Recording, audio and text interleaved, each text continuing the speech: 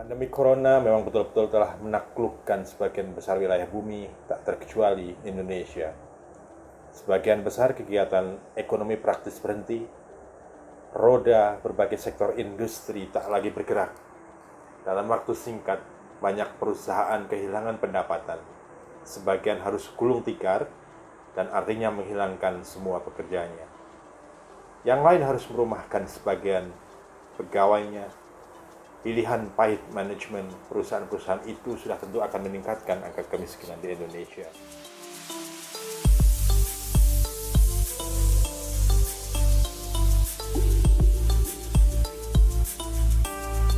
Hingga Rabu 8 April pekan lalu, jumlah pekerja dan buruh yang mengalami pemutusan hubungan kerja dan dirumahkan telah mencapai 1,2 juta orang.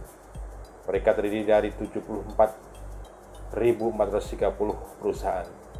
Dari jumlah itu, sebanyak 1,01 juta orang merupakan pekerja formal. Mereka sebelumnya bekerja di 39.977 perusahaan.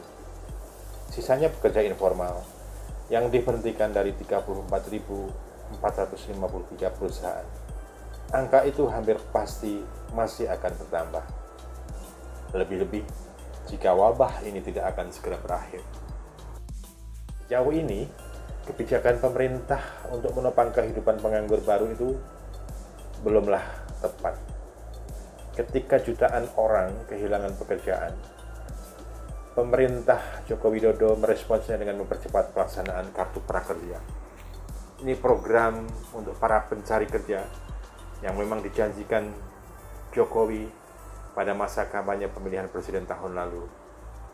Program senilai 20 triliun ini tidak sesuai karena sebagiannya berbentuk pelatihan-pelatihan. Para pemegang kartu bisa menggunakan deposit kartunya untuk biaya pelatihan yang dipilihnya.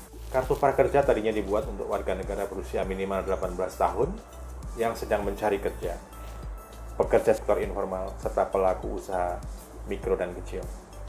Anggaran program kampanye Jokowi ini 70 triliun rupiah. Setelah Pagebluk membuat banyak perusahaan rontok, program diluaskan dan anggarannya meningkat 2 kali lipat. Tambahan anggaran ditujukan buat penganggur baru.